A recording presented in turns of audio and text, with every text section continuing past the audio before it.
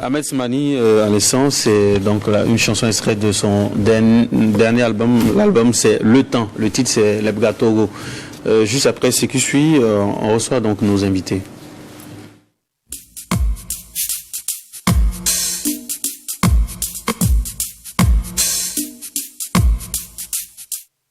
De gestion d'image, musique et gestion d'image. La musique est un produit marketing. L'artiste, pour plaire en dehors de ses œuvres, a un effort à faire donc au niveau des supports de communication et même de sa personne. On en parle donc avec San Rémi, producteur d'artistes et réalisateur de clips vidéo. C'est d'ailleurs lui qui a fait cette vidéo. Bonjour. Bonjour. Voilà. Entre autres, producteur de Kayaoto. Et d'autres artistes, évidemment. Faut pas l'oublier. Mais bon, le plus célèbre, voilà, oui. C'est Kayaoto. Cyril Bado, qui est coach en gestion d'image. Bonjour. Bonjour. Voilà, c'est un plaisir de te recevoir. La dernière fois, on a fait une émission sur le graphisme. Ça a été très édifiant. Et puis, nous avons Maître Orsi Bakari, qui est artiste et on va dire aussi idéologue, hein, Maître, c'est ça? Oui, idéologue, formateur dans le domaine de l'art et pas mal d'autres choses. Oui. Voilà. La première question, est-ce que, on va commencer avec Maître d'ailleurs, est-ce qu'il est important pour un artiste de plaire? Oui, réellement, l'artiste doit être un maillon central de donner et de partager le magnétisme sparigiste, qui est l'art de donner l'engouement à une population qui est le centre de l'éducation. L'artiste incarne le maillon de développement d'une société. Donc, il est parmi des étoiles qui doivent changer le mental d'une génération. C'est pour ça qu'on les appelle des idoles? Oui, exactement, parce qu'en lui, il incarne une société, des valeurs et des vertus. C'est là où l'artiste devient une pièce maîtresse pour l'éducation et le développement d'un pays. D'accord. Cyril, c'est quoi une bonne image pour un artiste? Une bonne image pour un artiste, c'est une image qui place l'artiste au centre de son art, mais surtout qui lui permet en fait de se faire aimer, de se faire aduler, de pouvoir communiquer en fait un message, des valeurs, d'être en fait aussi on va dire un témoin de sa société, parce que l'image, au-delà de ce qu'on voit, il y a ce qu'on ressent. Et donc tous ces éléments-là font qu'une image de moi pour l'artiste. Rémi, vous avez travaillé avec beaucoup d'artistes. Vous pensez que c'est très important, cette question d'image? Oui, oui. Et nous travaillons essentiellement avec les artistes musiciens. Et aujourd'hui, ce qu'il faut dire, c'est que l'image compte autant que la musique pour l'artiste. Okay. Vous comprenez? Et nous sommes aujourd'hui à l'ère du numérique, où tout de suite, quand on fait sortir un projet, il faut impacter. Voilà, il faut créer de la différence. Voilà, donc c'est important pour l'artiste déjà de se démarquer à travers ses œuvres, à travers ses images. C'est pourquoi le clip, aujourd'hui, vous savez, le clip fait partie intégrante aujourd'hui du paysage médiatique. C'est devenu aujourd'hui même un outil marketing majeur, très important. Donc c'est pourquoi pour chaque artiste, il est essentiel effectivement de s'afficher, de tenir un discours à travers, pourquoi pas, l'image qui répond à l'adhésion de sa communauté. Voilà. Et vous, par exemple, on parle du cas de Kayaoto. Oui. Le déclic aussi est parti à partir d'un clip. Oui, le déclic est parti, on va dire quoi, à partir du clip Rakarabiga. Oui, Rakarabiga aujourd'hui, qui a cumulé des millions de vues. L'idée pour nous, c'était quoi? C'était effectivement d'arriver à faire passer un message auprès de la jeunesse. Okay. Voilà. Et nous avons compris dès la sortie du clip que tout de suite, effectivement, c'était l'aspiration effectivement de cette jeunesse. Ils avaient envie de voir autre chose, ils avaient envie de ressentir d'autres choses. Et tout de suite, vous avez vu, quand le clip est sorti, l'artiste a commencé à signer même avec des marques qui retrouvaient effectivement, qui se retrouvaient en lui. Voilà. Ok. Justement, on a la chance d'avoir sur ce plateau donc des formateurs et qui sont, j'imagine, sollicités quelquefois par des artistes. C'est dans quel cadre justement ces artistes-là vous sollicitent éventuellement? Est-ce que c'est pour en amont soigner leur image avant que ça ne puisse apparaître, ou bien c'est pour peut-être corriger, j'allais dire, des imprévus qui sont arrivés, qui ont écorné un peu leur image. Très souvent, vous êtes sollicité à quel niveau? En amont ou pour corriger? Alors, il faut dire que déjà, moi, quand les artistes m'approchent, ou même quand j'ai des discussions avec certains artistes, il y a un élément aussi qu'il est important de préciser. Quand on parle d'image de marque, pour moi, en fait, c'est secondaire. Parce que chez nous, on parle de branding. Dans le branding, l'image, en fait, compte. Mais avant tout, il y a les valeurs. Il y a ce qu'on appelle en fait le triptyque vision, mission, valeur. Un artiste, pour que son image puisse plaire à son public et surtout, comme je l'ai dit, être vraiment un élément en fait de transmission d'un certain nombre de valeurs de sa société, il faut que d'abord l'artiste ait clarifié en fait sa vision. Pourquoi est-ce qu'il veut être artiste? Quel message il a envie de passer? Quelles sont les valeurs qu'il veut véhiculer? Aussi, comment il fait pour pouvoir véhiculer ce message-là? Parce que ça, une fois qu'on travaille là-dessus, ensuite maintenant, comment habiller ce message? C'est en cela qu'il va intervenir un certain nombre de facteurs, de stratégies, et aussi par quel canal véhiculer en fait ces différents messages. Donc généralement, quand ils m'approchent, moi la première chose que je fais, c'est de les accompagner d'abord dans la définition en fait de ce triptyque-là, qui est important. Parce que quand c'est pas clarifié, l'artiste peut avoir des succès, mais ça va être en fait des succès courts, feu follet comme j'aime le dire, en fait, des feux de paille. Donc voilà un peu... Mettre l'attitude de l'artiste dans son comportement au quotidien. La première des choses, il doit avoir une formation, il doit être pédagogue, qu'il a formé, qu'il a donné la philosophie culturelle. Et lui, il incarne quoi dans la société? D'abord, un artiste, il est prêtre, philosophe, poète. Le côté prêtre, c'est ce côté que nous voyons aujourd'hui, qu'est-ce qu'il incarne et qu'est-ce qu'il peut donner dans une société. Mais le citoyen lambda doit avoir cette lecture. Et l'artiste lui-même doit travailler enfin que la transformation de la société, qu'il soit l'acteur de la transformation de la société. Mais dans la formation, dans la pédagogie culturelle, le principe de base, l'artiste doit avoir une philosophie qu'il a formée. Et qu'est-ce qu'il a eu auprès de son formateur? Mais l'artiste qui vient du néant, qui s'est formé lui-même, devient un accident pour la société.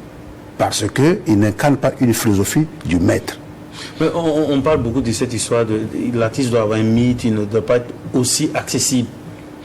Oui, le mythe se crée, mais dans l'ère du Verseau, le 3e millénaire, le mythe n'existait plus. Plutôt, il doit être en symbiose avec la masse. C'est-à-dire être assez accessible, vulgaire, c'est quoi? Non, pas vulgaire. Être accessible, c'est pas être vulgaire. Mais il doit faire partie de sa propre société lui-même. Parce que il est là comme une lumière. Et il ne doit pas créer un mur entre lui et les fanatiques. Si on le voit partout et n'importe où, est-ce que le désir, l'envie de le voir va demeurer encore? L'artiste n'est pas partout. Mais il a le droit d'être avec la masse. Mais il y a des moments. Supposons, s'il y a un funérail dans le quartier, il doit participer au funérail. S'il y a un mariage, il doit être dans la société. Mais c'est le côté festif. L'artiste n'est pas tellement public parce qu'il incarne un danger permanent. S'il est quelque part, sa séduction peut créer des problèmes. C'est pour ça que nous demandons aux artistes d'être un peu en rétro, en dos, chez eux. Si on a besoin de lui, il peut participer. Mais il a un quotidien, il doit vivre. Hein. Si c'est chaud, comment il fait? Mais il a une équipe managériale. C'est quand même, ça marche. Et si ça ne marche pas, il ne peut pas avoir. Non, ça doit marcher. Pourquoi ça doit marcher? Le manager connaît les événements, les périodes, et comment l'accompagner dans les périodes des événements. On crée un calendrier, on l'étudie et on l'oriente dans ce calendrier. Mais s'il n'y a pas le gombo, il fait comment? On crée le gombo. Il doit sortir pour pouvoir payer sa maison. Non. Si il vit dans le qui-vive, c'est qu'il n'a pas une équipe managériale. On doit éviter le qui-vive d'un artiste. Il faut une équipe qui manage l'artiste. Et cette équipe doit avoir une équipe de vision qui a l'organisation afin que l'artiste ne puisse plus être aux besoins élémentaires de la société. Et cela, nous donnons ces forces à l'artiste dans le cadre que L'orientation de l'artiste dépendra de l'écoute de l'artiste. On lui dit que voilà, dans 2 mois, voilà tel genre de concert que vous allez faire. Les rémunérations seront partagées de telle manière. Le conseil économique planifie l'artiste. Mais si l'artiste n'écoute pas le conseil économique de l'équipe, il ne sera pas planifié. Ça, c'est à une grande échelle, lorsqu'on a un conseiller économique, vraiment. Rémi, qu'est-ce que tu en penses? Oui. Moi, je le rejoins en disant que, effectivement, vous savez, avant, on parlait plus de mythes, effectivement, mais il faut aujourd'hui redéfinir. Il faut redéfinir. Très content. Parce qu'on fait beaucoup ce débat. C'est important de redéfinir le mythe, effectivement, parce que avec l'avènement des réseaux sociaux, vous savez, aujourd'hui, quand un artiste publie au quotidien, c'est comme s'il était tout de suite avec ses fans. Vous voyez, il n'est pas rare de remarquer qu'il y a des artistes qui croisent leurs fans, et le fan pense effectivement qu'ils se voient tous les jours, et il est surpris de voir que l'artiste ne le reconnaît pas peut-être en circulation. C'est comme si, oui, c'est comme si au quotidien ils étaient ensemble. Voilà. Donc la donne a changé. Plus tu es présent sur les réseaux sociaux, une fois que tu te retrouves sur le terrain, tu es obligé aussi de jouer le jeu. C'est-à-dire, autant tu es sur les réseaux sociaux, autant il faut être sur le terrain. Mais en même temps, au niveau des spectacles, je pense que les cachets redéfinissent même comment dire ça? En fait, c'est le cachet qui va recadrer les lieux où l'artiste doit aller ou pas. Vous voyez? C'est-à-dire que moi, en tant que producteur, tout de suite, quand un promoteur m'appelle, pour savoir si c'est un événement sérieux, on sait très bien que l'artiste a un certain standing. On positionne le cachet en fonction, effectivement, du cadre. Si le promoteur adhère, ça veut dire tout de suite que c'est un lieu qui mérite, en tout cas, d'être... Rémi, toi, en tant que producteur, est-ce que tu interdis à ton artiste de fréquenter certains lieux? Oui, c'est important. Je pense que c'est important pour son image. Quel type de lieu, par exemple?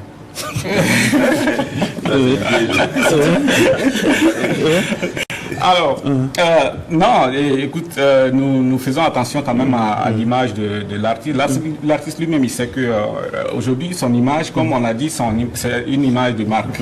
Alors, quand tu vas à un endroit où tu sais très bien que peut-être si tu restais chez toi à la maison et que on t'appelait pour aller là-bas, tu aurais pu profiter. Là, je rentre carrément dans le business, en fait, parce que c'est important, effectivement, de mesurer le pour et le contre avant de se rendre dans un lieu.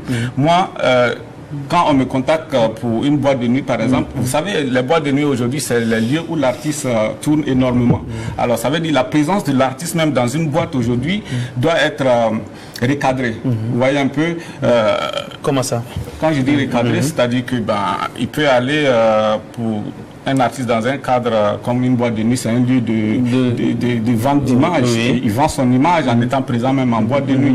Voilà. Quand l'artiste est présent, ça fait venir les clients. Donc vous exigez un cachet, même sa présence, vous exigez un cachet. Non, quand je dis sa présence... Parce qu'il y en a qui le font. Hein. Oui, dès qu'un artiste se déplace même pour aller dans un lieu... Mais de toute façon, l'artiste, quand il va en boîte, le plus souvent, c'est pour prester. Alors, c'est pour prester ou c'est pour vendre son image. Parce que seule sa présence dans le cadre... C'est un impact. C'est un impact. Ça peut mobiliser énormément de monde. Donc, c'est important d'être regardant là-dessus. Il y a des staffs qui exigent un cachet, par exemple. Il y a des staffs qui pour dire que le fait que l'artiste soit présent, effectivement, il faut un cachet. Il faut un cachet. Et puis il y a l'attitude aussi sur les réseaux sociaux. Il sait il s'expose, mais il ne va pas. pas n'importe où. Non, c'est pourquoi déjà, je dis, il faut déjà forger son discours. Vous voyez, il faut déjà forger son discours. Donc, quand tu forges déjà ton discours, tout ce que tu entreprends va dans ce sens-là.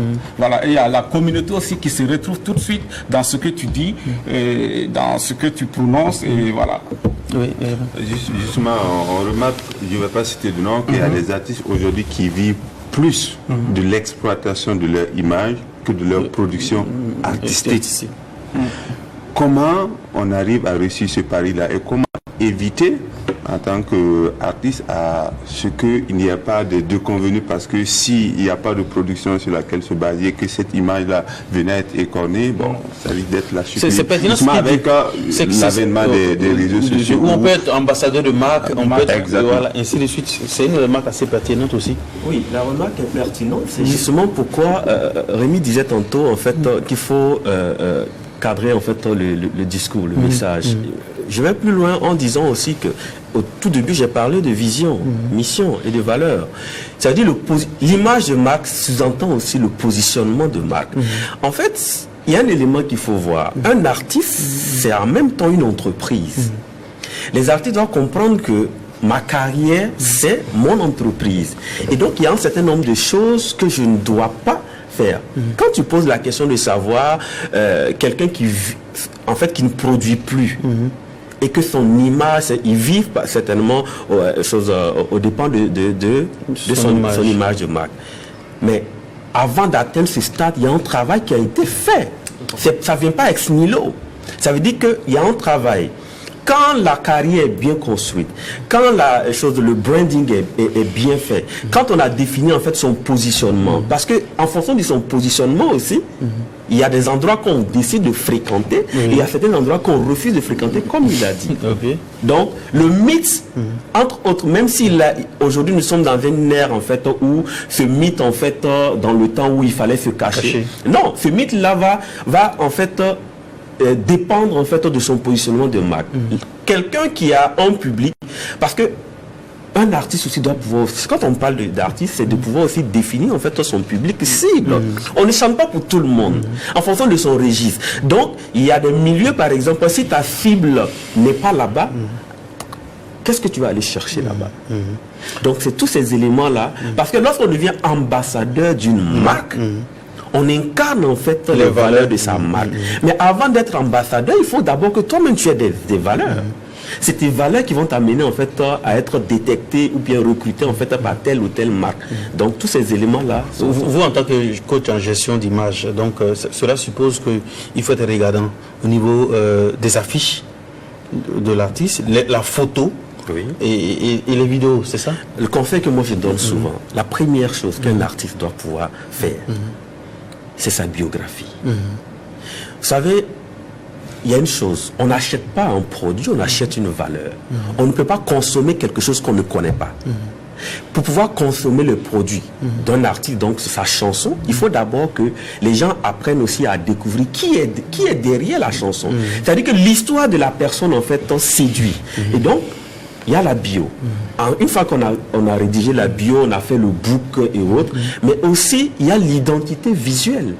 L'identité visuelle, c'est, on va parler de logo, on va parler des couleurs, on va parler. Donc chaque fois que l'artiste doit produire quelque chose, il y a un certain nombre, il y a un contour qu'on crée pour loger en fait sa communication. Et ça le particularise. Ça le particularise. De sorte que vous pouvez faire la même musique, vous pouvez être en fait sur le même segment, mais à cause de votre généralement les gens parlent de branding, mais on va dire de votre identité visuelle, vous êtes reconnu. Mais en plus, il y a un autre aspect par lequel je vais terminer cette question, la présence sur les médias sociaux. Moi, je dis plutôt, j'aime plutôt employer les médias sociaux plutôt que les réseaux sociaux, parce que lorsque on fait du branding, Facebook, Twitter, Instagram et autres deviennent pour nous en fait, doivent devenir pour vous en fait des médias, voilà, qui doivent être au service de votre image de marque, de la construction de votre marque. Alors, un artiste il faut savoir que pour ne pas se faire spammer, quand on parle de spammer, c'est si tu passes ta vie sur Facebook, il est recommandé par exemple de faire 2 posts par jour. Mais un artiste qui passe tout son temps à publier, c'est un problème. Chaque jour, au moins 4-5 posts, c'est un problème. En plus de ça, c'est que lorsqu'il parle uniquement que de lui, il finit aussi par ne pas en fait développer vraiment une communauté. Il faut un problème d'interactivité. Parce que les gens, ça devient un peu plus de l'ego trip, même si dans le rap, dans certaines choses c'est bon, mais à un moment donné ça saoule. Donc il faut pouvoir en fait rentrer en interaction avec sa communauté pour que les gens se sentent importants en fait aussi. Ils te suivent, ils apprennent de toi, mais il faut que toi aussi tu aies le réflexe en fait d'apprendre en fait de cette personne. Maître, et au niveau du vestimentaire, la SAP. La SAP est une philosophie, c'est une religion. C'est une identité, c'est une culture. L'artiste doit avoir un conseiller en matière d'habillement, en matière de couleurs. Vous savez que pour devenir un symbole vivant, il faut que toute une équipe puisse travailler autour de toi. C'est là où la cour des grands demande que l'artiste puisse devenir un pionnier d'une nouvelle génération. Et c'est en ce moment que l'équipe managériale travaille à faire de l'artiste un grand symbole, le sommet des sommets. Mais est-ce que l'artiste lui-même, il a cette connaissance de devenir le sommet des sommets? C'est là le problème, être Himalaya. S'il veut devenir Himalaya... Mais ça demande des moyens hein, pour ce... C'est pas des moyens, c'est pas des moyens, c'est de l'argent quand même. Il faut une équipe managériale. Au juste, les artistes africains ne travaillent pas en synergie avec des gens pour créer une équipe managériale. On crée une équipe. Maintenant, l'équipe est scientifique, le monde est scientifique. Si je veux changer l'artiste, je cherche des consultants dans les matières spécifiques qui vont travailler autour de lui pour le changer. Mais c'est vraiment l'habillement, la SAP a un impact sur la carrière d'un artiste. L'image de marque, les couleurs, la façon d'être, devenir un symbole vivant, il faut que la sapologie puisse rentrer autour de l'artiste. Même dans le cadre politique. Si le ministre n'est pas dans l'art vestimentaire, l'image de marque d'un pays, ça joue aussi un rôle. Vous avez vu à l'époque. Mais pour un artiste qui a peu de moyens, comment est-ce qu'il gère ça? Qui n'a pas forcément un staff et tout, mais qui doit s'habiller, et puis il y a les tenues de ville, et il y a les tenues aussi de scène. Exactement, puisque un artiste, avant de devenir un homme public, il doit avoir des relations. Nous avons demandé que la culture, un peu dans les pays un peu très avancés en Occident, il y a des couturiers qui s'occupent des artistes. Comme les makokos, les sapeurs, tout ça. Ils sont là pour créer l'image des artistes. L'artiste doit avoir l'approche. Il doit lui-même s'humilier devant les grands prêtres de la SAP, dire que non, voilà, je vais sortir. Les grands prêtres, qu'est-ce que dois-je faire? Maintenant, les grands prêtres vont dire non, voilà, on te recommande dans telle maison, telle maison, telle maison. Moi, je prends acte, soit pour le domaine des chaussures, le sauna, ou pour le massage, etc. Après, la cour de grands va te fabriquer. C'est la cour des grands qui fabrique les artistes. Un artiste qui ne va pas dans la cour des grands, il est difficile qu'il puisse devenir un symbole vivant. Et les tenues de scène, qu'est-ce qui doit être la particularité d'une tenue de scène? Les tenues de scène, automatiquement, il faut être extravagant. Selon le milieu et la couleur de la musique que tu habilles. Un rastamba, ceux qui font la musique de reggae. Non, bon, c'est les jeans, c'est les baskets, c'est autre chose. Ça, c'est un autre cadre. C'est une coloration. Mais il y a des jeans de marque aussi, qui doit payer. Des baskets de marque. Mais celui qui est dans la musique, comme l'artiste qui vient de passer, Ahmed Simani, lui rentre dans un autre cadre, une autre classe. Et dans cette classe-là, il faut d'autres couturiers, d'autres docteurs de la SAP qui doivent consulter, voilà les couleurs de l'heure, telle année, les vacances de 2002. Voilà les couleurs que nous allons promouvoir, les vacances de 2023. Voilà les couleurs que nous allons promouvoir. Et l'artiste va travailler afin que les couleurs vacances puissent devenir en lui un modèle. Mais c'est ce que nous devons travailler. Est-ce que tu tiens compte de ça avant que... Vous savez, à un certain niveau, c'est pourquoi c'est important de beaucoup travailler sur sa musique. Vous voyez, quand on travaille sur sa musique tout de suite, il y a des couturiers qui peuvent aussi s'intéresser à l'artiste. Vous comprenez? Donc, aujourd'hui, nous, il y a plein de couturiers qui viennent vers nous, qui proposent leurs services parce que ça devient un échange. L'artiste a de la visibilité et ça permet effectivement à la marque d'être positionnée. Vous voyez, donc c'est pourquoi il faut dire. Il parlait de moyens, on ne parle pas nécessairement de moyens quand il s'agit de l'accoutrement, de l'habillement. Il faut d'abord travailler sa musique, se présenter à des couturiers au départ qui vont peut-être adhérer à la vision, au projet et tout de suite aussi ils vont accepter vous accompagner. Voilà.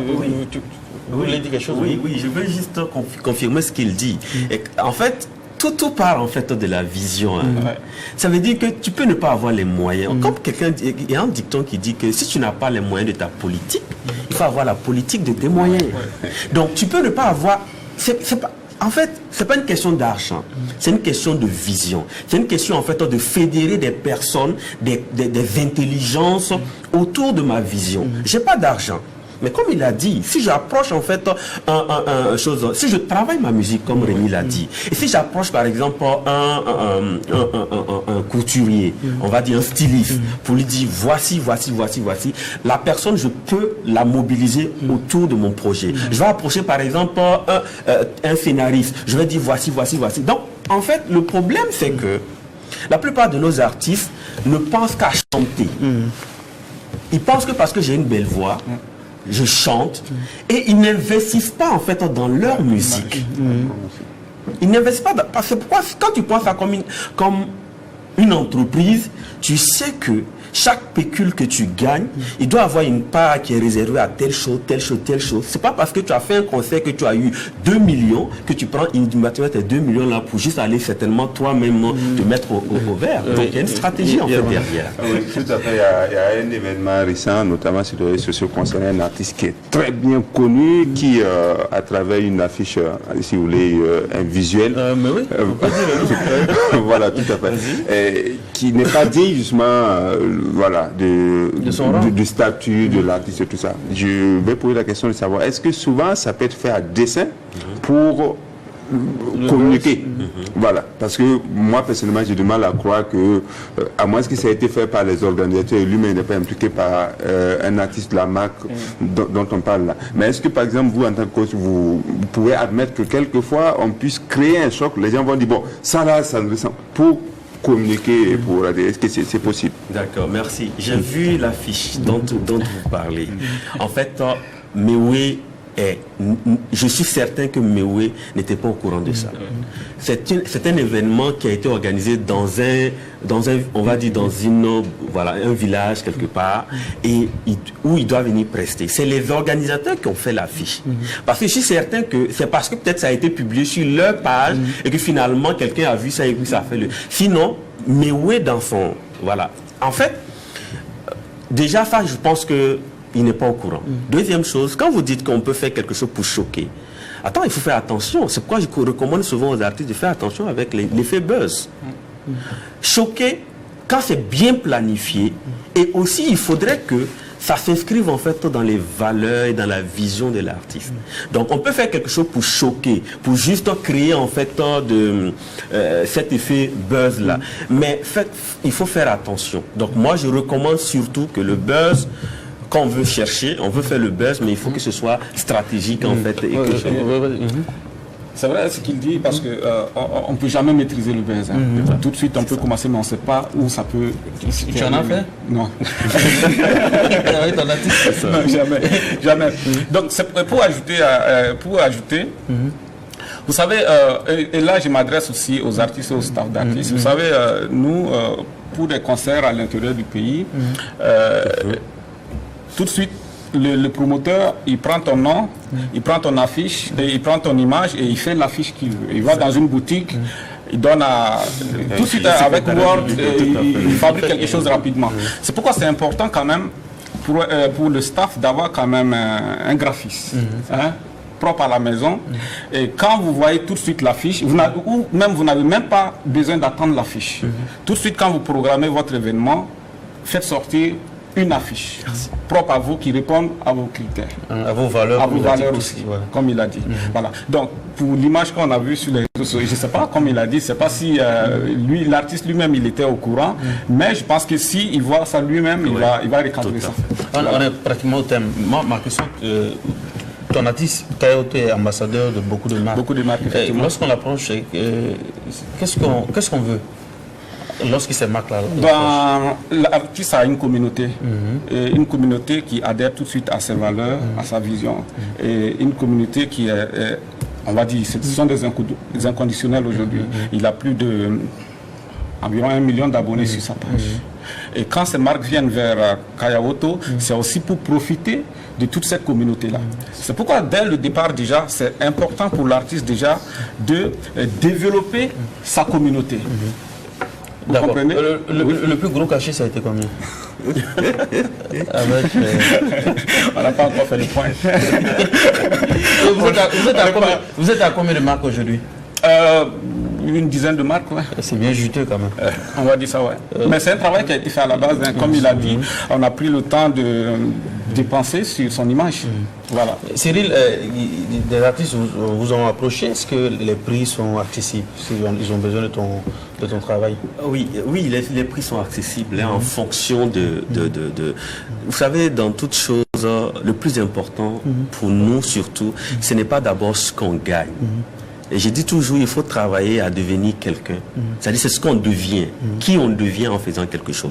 L'objectif, nous avons créé en fait Brain Performer, l'objectif premier, c'était aussi ça. Accompagner en fait ces artistes-là. Et des personnalités publiques, politiques, en fait, à pouvoir avoir une belle image. Parce que ça contribue en fait à valoriser non seulement le pays, mais ça contribue à valoriser en fait voilà, la société dans son ensemble. Vous avez une activité pour très bientôt, c'est quoi? Oui, nous organisons des masterclass sur la gestion de l'image. La thématique, c'est comment construire une marque qui vous démarque. Et il y a un module, on va dire une session qui est consacrée uniquement aux artistes qui va se faire dans la deuxième semaine du mois de décembre. Et là, on travaille avec les fêtières des artistes. Maître, pour finir, en tant que doyen, un message à l'endroit de tes frères artistes?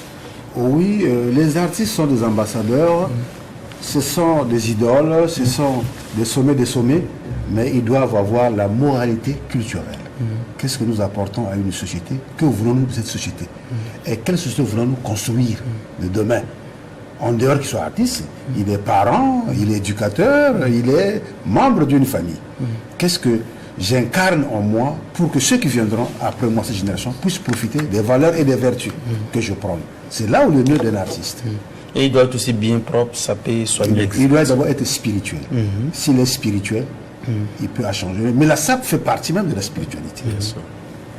C'est un mode de vie. D'accord. Merci. J'espère qu'on a fait le tour, ça a été bien. Hein? Voilà. D'accord, on se retrouve très prochainement pour d'autres actualités concernant donc le domaine culturel. On vous souhaite un excellent week-end en compagnie de la RTB. Ciao.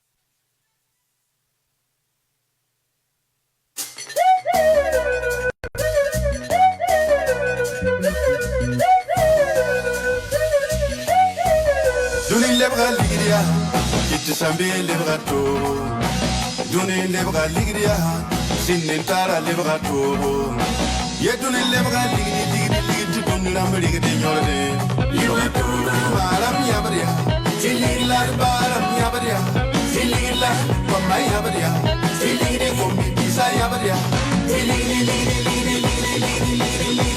lebrato amno maligria lam feta ligria bala yella ya dola kota ligria yella ya dola ligri me ayella ya to tidun lebra ligri tidun la me ligri yorde lebra to ya lebra to ya lebra to ya lebra to ya lebra to ya lebra to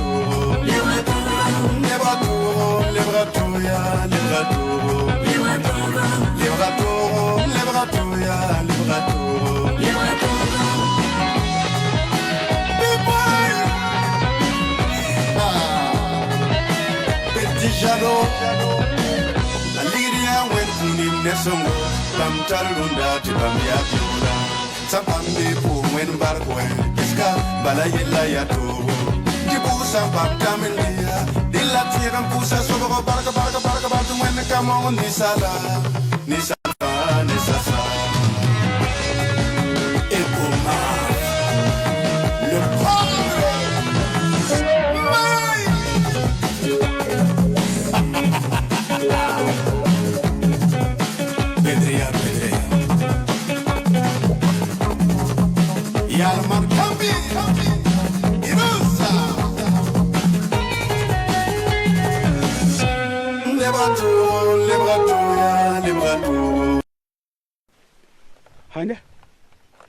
Il vous dit ça pourquoi?